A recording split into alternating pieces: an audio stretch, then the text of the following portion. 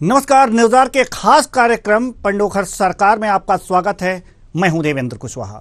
जैसा कि इस कार्यक्रम के नाम से ही आपको पता चल जा रहा है कि वास्तव में पंडोखर सरकार आज हमारे इस कार्यक्रम में लाइव जुड़ेंगे और आपको बता दें कि पंडोखर सरकार भविष्यवक्ता हैं, भविष्य बताते हैं ठीक उसी तरह जैसा कि आप लोग समझते हैं कि भविष्य में क्या कुछ होने वाला है, ये जानना चाहते हैं और कोई भविष्यवक्ता आपको बताता है आपके भविष्य के बारे में। तो आज पंडोखर सरकार बताएंगे सरकार के बारे में। सरकार जो बनती है बिगड़ती है, राजनीतिक गोटियां इधर से उधर होती हैं, सरकती हैं तो सरकार गिर जाती है, और अगर राजनीतिक गोटियां फिट बैठती हैं तो सरकार बन जाती है। लेकिन इस गोटियों के सरकने की जो विधि होती है वो कैसे होती है और कैसे भविष्य में गोटियां बन जाती हैं और बिगड़ जाती हैं, यानी कि सरक जाती हैं, ये ध्यान रखते हैं, ये गणना करते हैं पंडोखर सरकार जी। बहुत बहुत स्वागत है आपका हमारे इस कार्यक्रम में पंडोखर सरकार जी। जी, आशीर्वाद आपके सभी दर्शकों को आपके चैनल के माध्यम से जो देख रहे हैं और जिन तक दुनिया भर की जो खबर पहुंचती है, चौथे स्तंभ के रूप में आपके चैनल को पंडोखर धाम की पीठ की ओर से बहुत बहुत साधुवाद, आशीर्वाद जी। आपके आशीर्वाद के साथ मैं ये कार्यक्रम की शुरुआत और आपसे प्रश्नों की बौछार करने वाला हूं, तो इसकी इजाजत तो हम आपसे पहले लेंगे, उसके बाद से शुरुआत करेंगे। सबसे पहला सवाल पंडोखर सरकार जी कि ये जो सरकार बन रही है, जो चुनाव हुए हैं, सरकार बनाने की कवायद है, 3 दिसंबर को रिजल्ट आने वाले हैं, लोगों के अंदर उत्सुकता है। खासकर इन जो 5 विधानसभा के चुनाव हुए हैं उनमें 3 विधानसभाओं में खासकर लोगों के प्रति उत्सुकता है कि ये जो मध्य प्रदेश है, छत्तीसगढ़ है, राजस्थान है, इसमें किसकी सरकार बनेगी, किसकी सरकार बिगड़ेगी, कौन सत्ता में आएगा, कौन मुंह की खाएगा, कौन सरकार बनाएगा, ये तमाम सवालात हैं जो लोगों के मन में उत्सुकता पैदा किए हुए हैं।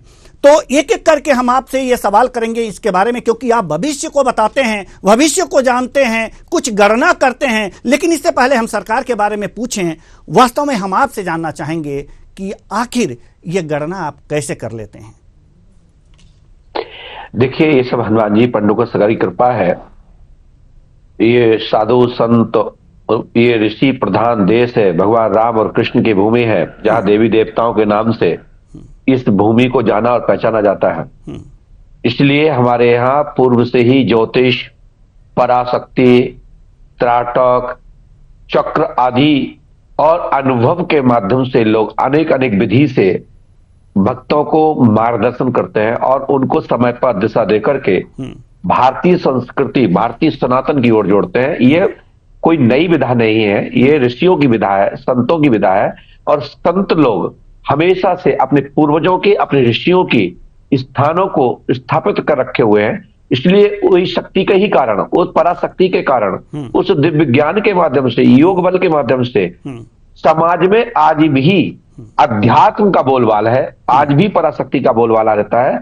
दुनिया का कोई कुछ भी कर ले, बड़ा से बड़ा वैज्ञानिक कोई काम कर ले, अंतिम में ज्योतिष से पूछा जाता है कि ज्योतिष क्या कहता है, संत क्या कहते हैं, ऋषि क्या कहते हैं।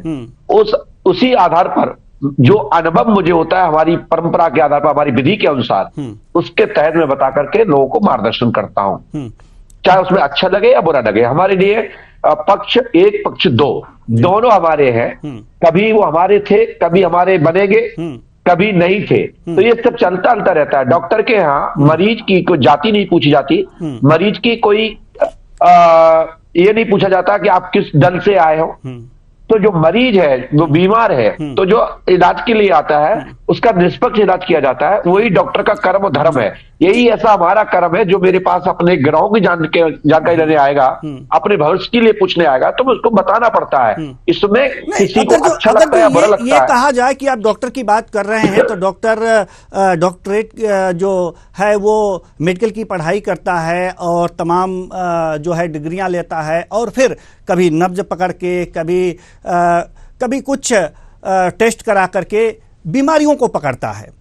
जी, अगर आपके पास कोई अपने भविष्य को जानने के लिए जाता है तो आप कौन सी विधि से उसके भविष्य का आकलन कर लेते हैं? देखिए, डॉक्टर के पास डिग्री है, ये बात सही है, पढ़ा लिखा वर्ग है, और पढ़ लिख करके ही वो चिकित्सक डॉक्टर बनता है। वो पीजी सिलेक्ट होता है और या कोई भी हॉल कमांड करता है। लेकिन इसी प्रकार से हमारे यहाँ पूर्व से ही ऋषि प्रधान देश है। ऋषियों के पास भी गुरुकुल होता है, वेद शास्त्र पुराणों को पढ़ाया जाता है, श्रुति स्मृति पढ़ाई जाती है, उसमें मंत्र पढ़ाए जाते हैं। जो इसके धनी है, योग के धनी है, ज्योतिष के धनी है, वो अपने ज्योतिष गणित के माध्यम से, गोचर के माध्यम से बताते हैं कि इसमें क्या, कौन से ग्रह प्रतिकूल है, कौन से ग्रह अनुकूल है, किसके आधार पर कौन सा योग बनता है। ये हमारी पढ़ाई है। आपको मालूम है 2+2 कितना होता है? 4 होता है। क्योंकि आपको कैसे पता? क्योंकि आप पढ़े लिखे हैं, आपको पढ़ाया गया स्कूल में। इसी प्रकार से हमारे ज्योतिष विद्वानों को आचार्यगण पढ़ाते हैं। हमारे यहाँ ज्योतिष की डिग्री होती है, इसका विद्यालय होता है, विश्वविद्यालय बीएचयू काशी प्रसिद्ध है। तो इसी प्रकार से जो पराशक्ति है, ज्योतिष है, गणित है, योग है, इसकी पढ़ाई है। जो देवी देवताओं की चर्चा है, देवंतों की चर्चा है, ये विश्वास और आस्था श्रद्धा का विषय है।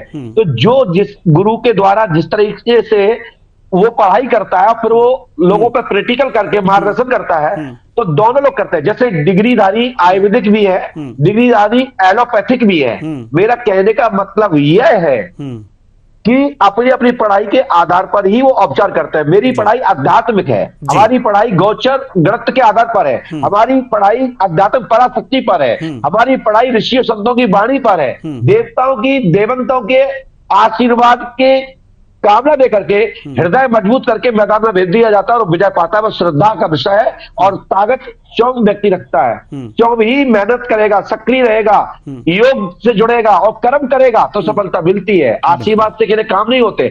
डॉक्टर की दवाई नहीं खाएंगे तो लाभ नहीं मिलता है, ध्यान रखिएगा। बिल्कुल सही बात आपने कही कि डॉक्टर की दवा नहीं खाएंगे तो आपको लाभ नहीं मिलेगा। पंडोकर सरकार जी, सवाल एक और करेंगे, उसके बाद हम राजनीति पे आएंगे। एक सवाल और जिसका हम जवाब आपसे चाहेंगे, ये कि बहुत से लोग हैं जो आध्यात्मिक तौर पर भविष्यवाणियां करते हैं, उनसे आप किस प्रकार अलग हैं? देखिए, जितने भारतवर्ष में जितने भी गुरुजन हैं, जितने आचार्यगण हैं, जितने योगी हैं, और जो भी संतत्व का अपना आचरण रखे हुए हैं, जिनके पास योग बल है, जिनके पास त्राटक है, जिनके पास हृदय चक्र है, या कोई देवी देवता की कृपा है, किसी देवंत की कृपा है, किसी पूर्वज की कृपा है, किसी देव शक्ति की कृपा है, तो वो मेरे ही भाई होंगे, कोई अलग नहीं हो सकता। परंतु मेरी नाराजगी उनसे रहती है जो ट्रिक, मैजिक, बेवकूफ बनाते हैं और भारतीय सनातन समाज को डुबाना चाहते हैं। जैसे आपके चैनल के माध्यम से अभी पुरुषोत्तम दास जी महाराज जी ने बोला, रामलला सरकार के नाम से दरबार चलाते हैं, उन्होंने कहा कि पंडोकर सरकार को मैं चैलेंज करता हूं। तो मैं भी आपके चैनल के माध्यम से सौभाग्य मिला है, मैं भी चैलेंज करता हूं। जो अपनी बात का नहीं वो अपने बाप का नहीं, आप अपने चैनल में आमंत्रित कर लीजिए, मैं आने को तैयार हूं। बताएं कब और किस समय पर्चा बनाने की बात है, वो आ जाए। और मैं पंडोकर नहीं बुलाना चाहता हूं, मैं आपके चैनल के माध्यम से, आपके स्टूडियो के माध्यम से दरबार लगाने की बात करता हूं। आप अपने ही स्टूडियो के 20 लोग बैठा रहेंगे, उसका ही वो दरबार चलेगा जी। ठीक तो है। रामलला सरकार से यह फर्क रख सकता हूं।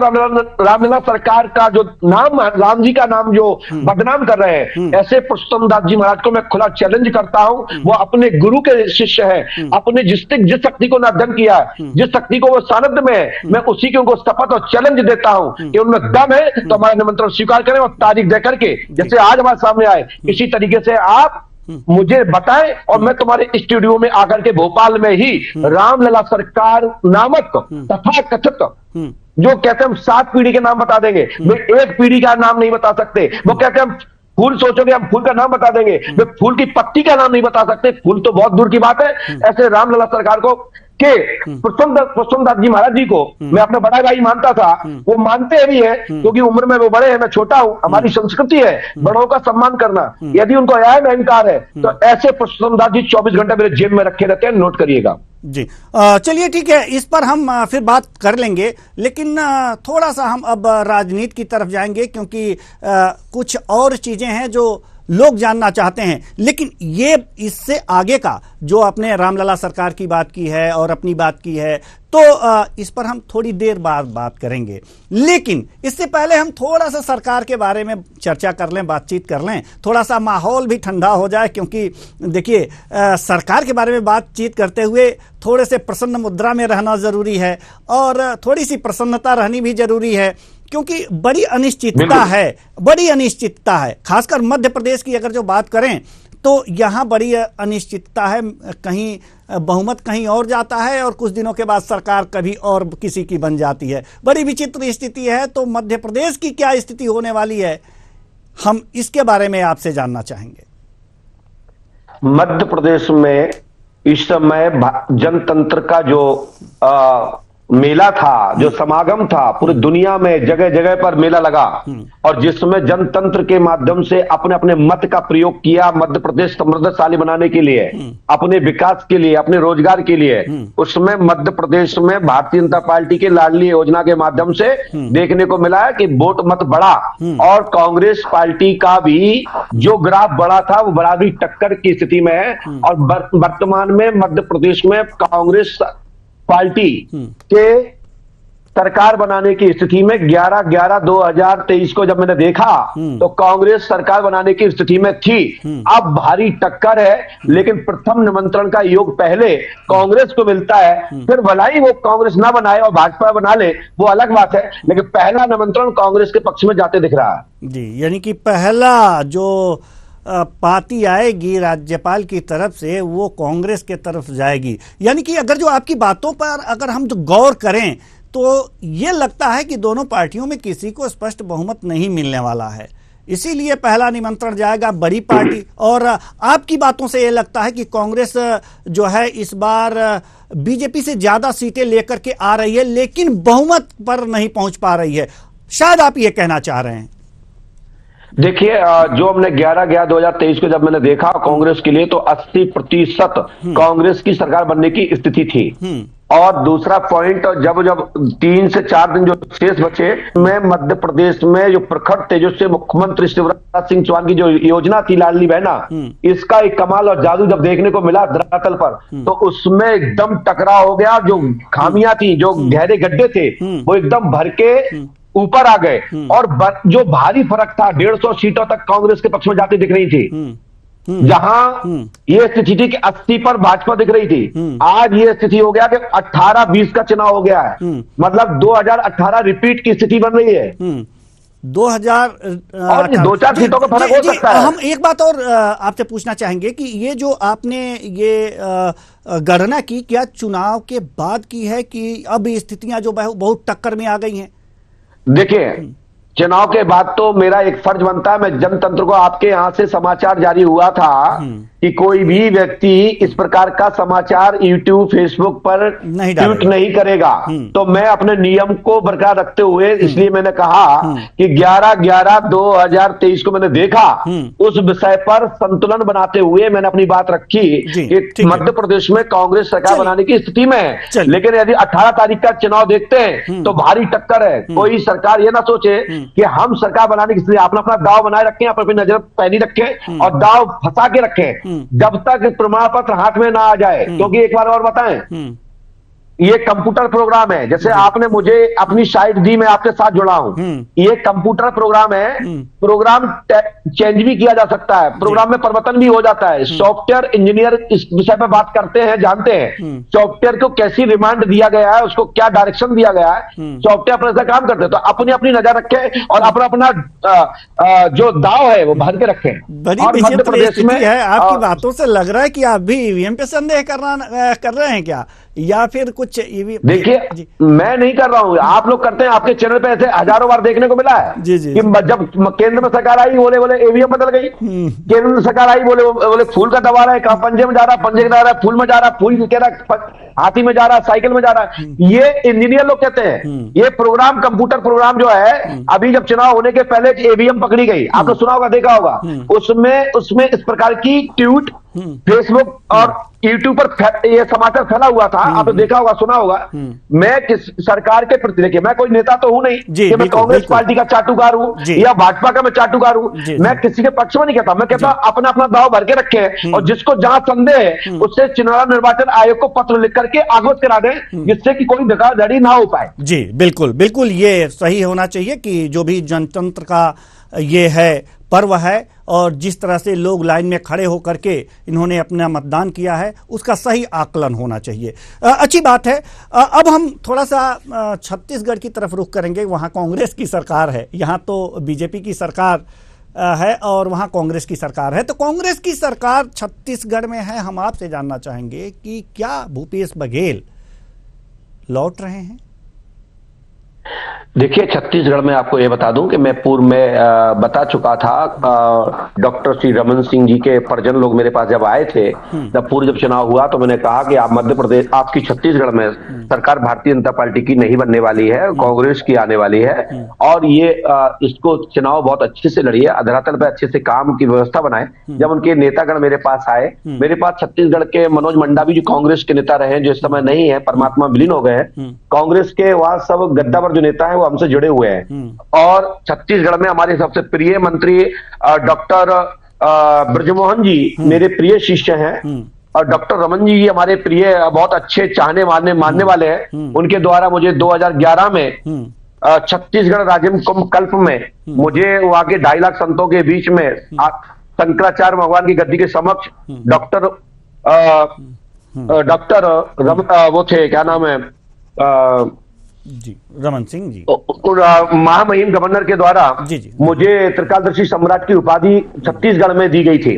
तो वहां हमारे दोनों प्रिय भक्त हैं, कांग्रेस के मेरे हैं, भारतीय जनता पार्टी के मेरे हैं, जोगी जी के जो लोग थे वो भी मेरे प्रिय, उनके बच्चे लोग, उनकी बहुएं लोग, उनके पिताजी मेरे प्रिय शिष्य थे और बहुत मानते हैं। मैं जब छत्तीसगढ़ में जाता हूँ, आप सबको पता भी होगा, वहां जाता हूं तो मेरी अलग से शासन प्रशासन भी व्यवस्था करता है, मुझे लेने के लिए रिसीव करता है, मुझे प्रोटोकॉल्स देता है।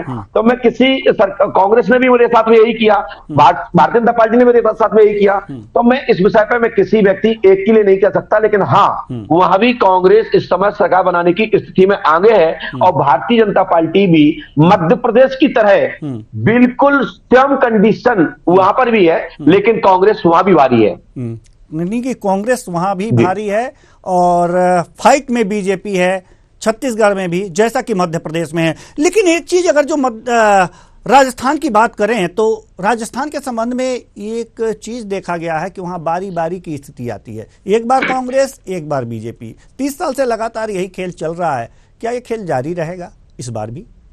राजस्थान में तो हमेशा एक नियम ही रहा जो आप बोल रहे हैं, ये मैं इस बात से सहमत हूं कि एक बार कांग्रेस एक बार भारतीय जनता पार्टी की सरकार रहती है।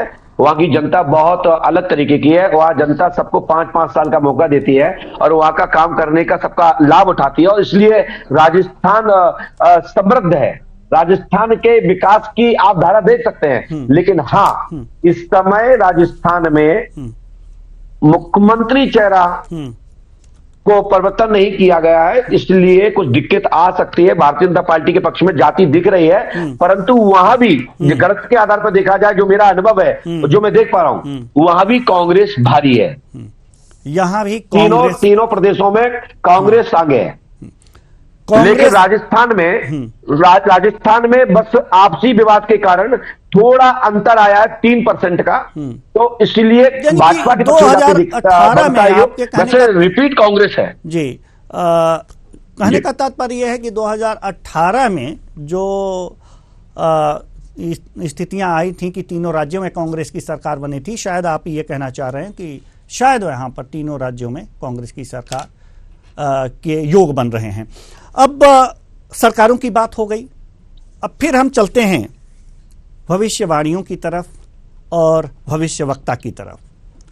बड़े ही जैसे कि आपने एक बार कहा था कि जो भी भविष्यवाणी करते हैं हमारे भाई बंधु होते हैं, वो भी अपने अपने तरीके से भविष्यवाणियां करते हैं, अपने अध्ययन के अनुसार, अपने आध्यात्म के अनुसार भविष्यवाणियां करते हैं। लेकिन जब रामलला की बारी आई तो कहीं ना कहीं थोड़ा सा आप आपा खोते हुए नजर आए। आखिर क्या ये पॉइंट है, क्या मतलब उनके अंदर वो चीज अवगुण है जो आपको व्यथित कर देती है और इस तरह की भाषा निकल आती है बिना व्यथित होते? देखिए जी देखिए, ये चैनल, आपके चैनल के माध्यम से ही उन्होंने ये बात कही। उनकी भाषा पर आपने नियंत्रण देखा होगा, कितना हाई नियंत्रण है, कितने वो विद्वान हैं, उनकी भाषा से ज्ञात हो गया होगा आप सबको, आपके सभी दर्शकों को। मैंने भी वो वीडियो को मैंने देखा है कि वो कितने विद्वान हैं, कितने योगी हैं, कितने बड़े वो भविष्यवक्ता हैं, उनकी भाषा से निश्चित हो गया है। लेकिन जब उन्होंने कहा कि मैं पंडोकर सरकार को मैं चैलेंज दूंगा, तब मैंने कहा कि जो अपनी बात का नहीं, वो अपने बाप का नहीं। मेरे बुंदेलखंड में कहा जाता है जिसकी बात है वो इसी की साख है। मुझे लगता है कि वो यदि इस बात को निमंत्रण स्वीकार करते हैं तो मैं तुम्हारे चैनल के माध्यम से ही, इसी चैनल के माध्यम से स्टूडियो में बैठ करके, उन्होंने कहा मैं पंडोकर धाम नहीं आना चाहता हूं, तो पंडोकर धाम में क्या यहाँ कोई गन लग के बैठा है? और वो कहते हैं कि रण होगा। रण जानते हो किससे कहते हैं? कानून का देश है, संविधान का देश है। ये रण होना तो बंद हो गया, 302 लगती है, पता है? तो रण नहीं होता है। यदि बात करना है तो विद्युत समाज बुलाइए ना, विद्युत समाज की फर्ज चाहिए, तो उसमें पता लग जाएगा कौन आगे कौन पीछे। इसका सनातन से आदि काल से परीक्षण होता आया है। इसके लिए काशी विद्युत पर्वत परिषद है, इसके लिए हमारे यहाँ अनेक विश्वविद्यालय, नालंदा, बिहार था। हमारे यहाँ दुनिया में विद्वत्ता की एक पहचान है, इसके लिए विद्यालय है, आचार्य है, अधिकारी है, पदाधिकारी है, उनके बीच में बैठ करके विद्वत्ता का परीक्षण हो जाए। और परीक्षण होता आया है, ऐसा नहीं कि हमारे यहाँ मंडलेश्वर, महामंडलेश्वर, शंकराचार्य का जो पद प्राप्त होता है तो पहले परीक्षाएं होती है, उनके बॉडी लैंग्वेज देखी जाती है, उनका ज्ञान देखा जाता है, उसका अनुभव के आधार पर ही उनको पास किया जाता है। जैसे कि हम लोग जब विद्यालय में पढ़ते हैं, यदि हम परीक्षा नहीं देते हैं और यदि हम कॉपी पे कुछ लिखते नहीं है या अपना कोई टिकमार नहीं करते तो आपको पास नहीं किया जाता। तो परीक्षा का व्यवस्था, परीक्षा देने की व्यवस्था, पढ़ाई की व्यवस्था आदि काल से है। मैं पंडित श्री पुरुषोत्तम दास जी महाराज को, रामलला सरकार जो गद्दी चला रहे हैं, मैं जो ज्योतिषाचार है या गणक के हैं या गोचर से है या उनको कोई देवी शक्ति प्राप्त है, मैं उस शक्ति को तो प्रणाम करता हूं, लेकिन अहंकार रखने वाले व्यक्ति को, यम रखने वाले व्यक्ति को मैं ना तो मैं पसंद करता हूं। यदि मेरे अंदर कोई कमी है तो मैं स्वीकार करूंगा, बताइए मैंने कौन सी गलती की है। इन्होंने मुझे खुद पंजाब केसरी चैनल के माध्यम से छेड़ा और इसके पीछे का एक ही मतलब था रामलला सरकार जी का, पुरुषोत्तम दास जी का, टीआरपी, लोक तस्ती लोकप्रियता, कि किसको छेड़ा जाए। भाई बड़े व्यक्ति को छेड़ेंगे या किसी गुरु को छेड़ेंगे, किसी नेता को छेड़ेंगे, किसी अधिकारी छेड़ेंगे तो लोग दुनिया मुझे देखेगी। इसके पीछे का रहस्य पुरुषोत्तम दास जी महाराज के पीछे मन में यही था कि मैं पंडोकर सरकार को छेड़ूंगा। पंडोकर सरकार ने जवाब दे दिया तो ये बौखला रहे हैं।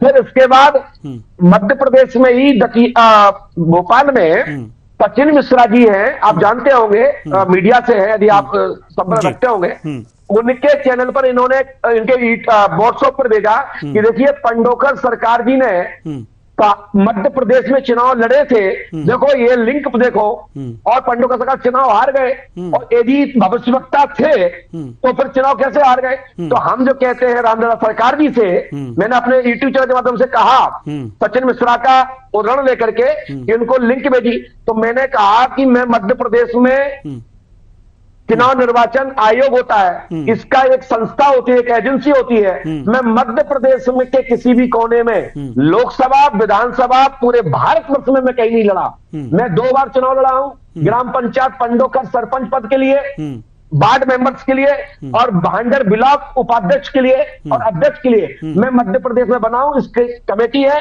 आप इस पत्र दे करके जानकारी कर सकते हैं कि मैं 2 बार चुनाव लड़ा, 2 बार जीता, और जो प्रतियोगिता में मैंने भाग लिया, चाहे तो छत्तीसगढ़ की हो, चाहे कहीं भी भारतवर्ष में जहां में बुलाया गया हो, सभा में हम बैठे हो, विजय पंडोकर धाम की पीठ की हुई। जी तो रामलला सरकार जी ने तो हमारे चैनल के माध्यम से ही अगर जो आपको चुनौती दी है, तो क्या वो चुनौती आपको स्वीकार है? तत्काल, इसी क्षण जी, तत्काल। लेकिन भाई साहब एक बात रखेंगे जी, आपके चैनल में ही, पंडोकर में भी नहीं, मैं दूर से नहीं बैठूंगा, आपके चैनल में ही आकर के आपको मैं एक अनुमति देता हूं, आप अपने ही 10 अतिथि बुलाएंगे जिसमें IAS, IPS, PCS पढ़े लिखे लोग हों, रिटायरमेंट वाले अधिकारी हों, डॉक्टर्स हो, सर्व जाति पंथ के लोग हो, फिर बनाए पर्चा, मैं बनाता हूं और जो हारेगा जीतेगा आपके चैनल के माध्यम से दुनिया देखेगी। और इन्होंने कहा कि मैं बताने की समर्थ, सुनिए साहब मेरी बात तो सुन लीजिए। उन्होंने कहा कि मैं बताने के लिए समर्थ हूं, तो वे एक फूल का नाम भी बता देंगे, मैं गुरु बना लूंगा, और वे एक पिताजी के पिताजी का भी नाम बता देंगे जिसको मैं चयन करूंगा उनमें से, तो भी मैं उनको गुरु बना लूंगा, और जिसको चाहे मैं वही पर्चा बनाऊंगा। और उनको अभी ABCD का ज्ञान नहीं, अभी वे कथा भागवत के आचार हैं, मैं उनकी उस कथा विद्वता के लिए नमन करता हूं, लेकिन इस शक्ति पर, इस विषय पर उनका कमांड नहीं है। वो झूठे, खोखले और थोतलीबाजी करते हैं। एक बात और आपने कही है, एक प्रश्न है जो इसके बाद मैं पूछूंगा, लेकिन उससे पहले मैं चाहूंगा कि आप ये हमें बता दें कि जो रामलला सरकार जो ये लोगों के भविष्य के बारे में बताते हैं, जैसा कि आप कह रहे हैं कि फूल बता देते हैं, पत्ती बता देते हैं और भी तमाम चीजें बता देते हैं, तो क्या ये उनका आध्यात्मिक ज्ञान नहीं है? क्या ये ट्रिक है? क्या है? देखिए, मैंने देखा नहीं, मैंने जाना नहीं, मैंने समझा नहीं, मैंने उनसे कभी मिला नहीं, लेकिन इस तरह से उन्होंने कहा कि मैं बताता हूं, मैंने आपके चैनल के माध्यम से देखा। हाँ, एक जरूर उनका यूट्यूब पर समाचार पड़ा है कि अभी जो चुनाव विश्व कप का जो वो था समाचार, तो उन्होंने अपने चैनल के माध्यम से कहा कि आज इंडिया जीतेगी, इंडिया हार गई, तो वर्तमान में ही हार गई, तो हमें कैसे पता कि ये फूल बता पाएंगे या नहीं बता पाएंगे? एक प्रमाण उनके ही चैनल का, उनने ही इंटरव्यू दिया कि आज इंडिया जीतेगी, आज ये व्यक्ति इतना रन बनाएगा, वो कहां गई भविष्यवाणी? और फिर रही बात, ऐसा नहीं है कि सब बातें सही निकले। मैं भी कहता हूं सर्व ना जानती जानते, सर्व कोई किसी के बारे में नहीं जानता, मैं मानता हूं उस बात को। तो फिर ये कह रहे हैं उस भाषा में कि किंचित मात्र भी संदेह नहीं है। किंचित मात्र का मतलब जानते हो? बिल्कुल बिल्कुल, 1% भी नहीं जी, डॉट मतलब 999, और 99 में भी अंतिम 100 के लिए अंतिम पॉइंट भी संदेह नहीं है। तो फिर ये गलत है कि फिर इंडिया हारी क्यों? वैसे तो एक खेल है, एक हारता एक जीतता है। हम भी तो कह रहे हैं कि भारत मध्य प्रदेश में कांग्रेस की सरकार बनती दिख रही है, ठीक है, लेकिन हम ये भी तो कह रहे हैं कि 2018 रिपीट भारतीय जनता पार्टी के पक्ष में भी जाती दिख रही है। हम ये तो नहीं कह रहे हैं कि कांग्रेस बनी रहेगी जिंदगी भर। जी, अरे भाई, सरकार तो एक दिन में बटर जाती है। केंद्र से लेकर के प्रदेशों की कई ऐसी स्मृतियां पड़ी हैं, किसी की 8 महीने सरकार चली, तो किसी की 13 महीने चली, किसी के 15 महीने चली, किसी के 2 साल 3 साल चले, सरकार तो सबकी जाती है। तो भाई अपनी अपनी सरकार को रखाइए और अपने अपने तरीके से जनता को रजाइए, जिसमें देश का, प्रदेश का, राष्ट्र का उत्थान हो सके। चलिए ठीक है, आप भविष्य बताते हैं, भविष्य जानना सभी चाहते हैं, और हमारे दर्शक भी जानना चाहते हैं इस बात की कि आपने, अगर रामलला सरकार ने आपको चुनौती दी, आपने उस चुनौती को स्वीकार की, कहाँ व्यवस्थित होगा, कैसे होगा, क्या नहीं होगा, ये तो हम नहीं जानते, लेकिन अगर भविष्य के बारे में आप बताते हैं तो आप जरूर जानते होंगे, हमें विश्वास है पंडोखर सरकार जी। तो आप बताइए, क्या आप दोनों का सामना होगा, और अगर जो होगा आमना सामना तो कहां होगा, किस तरह से होगा? अगर आप भविष्य जी, अगर आप भविष्य जानते हैं तो जरूर बताइए जी।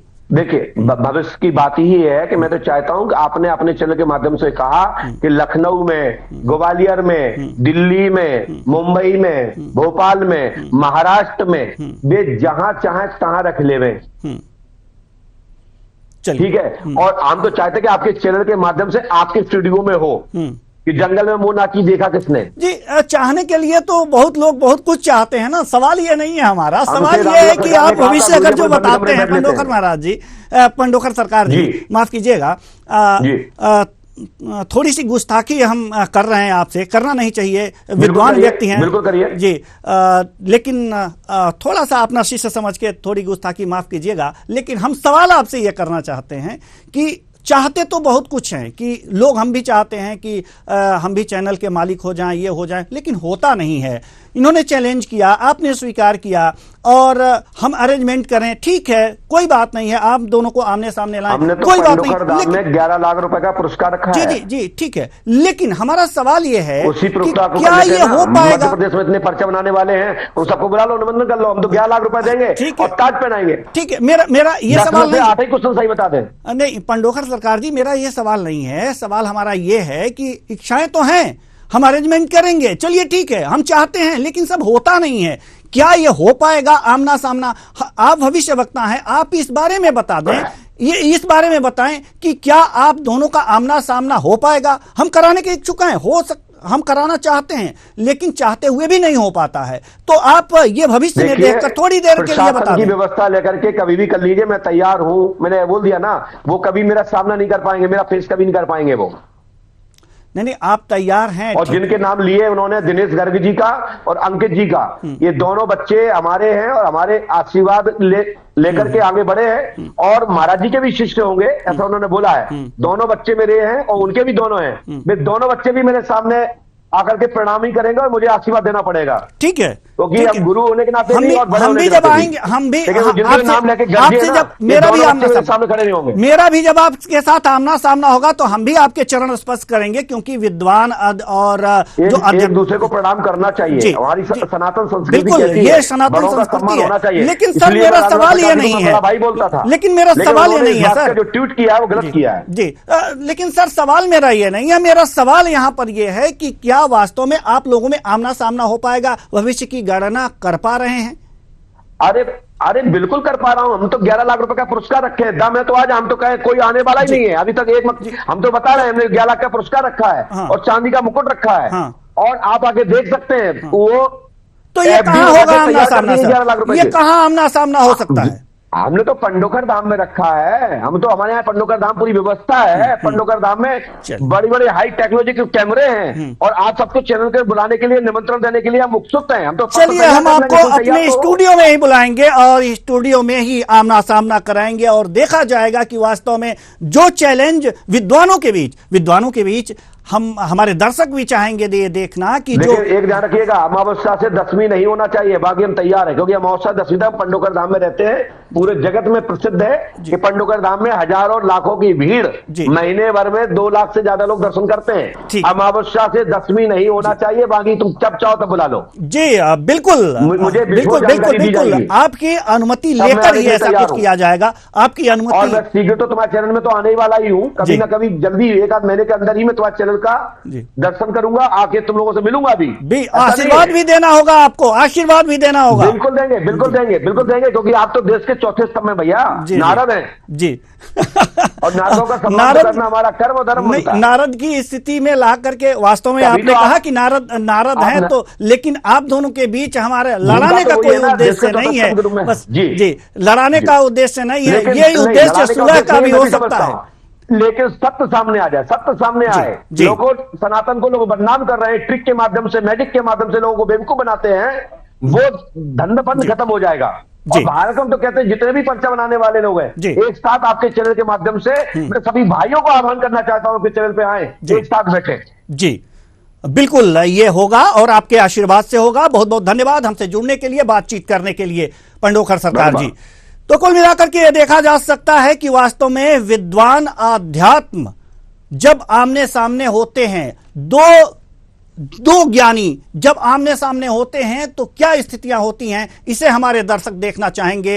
एक विद्वान ने दूसरे विद्वान को चैलेंज किया और दूसरे विद्वान ने इस चैलेंज को स्वीकार किया, और वास्तव में क्या होने वाला है यह तो समय बताएगा। लेकिन इस चैलेंज को स्वीकार करने के बाद अब जब इन दोनों का आमना सामना होगा तो हमारे दर्शक भी देखेंगे और वास्तव में जो भी स्थितियां बन पड़ेंगी उससे आमना सामना तो होगा ही।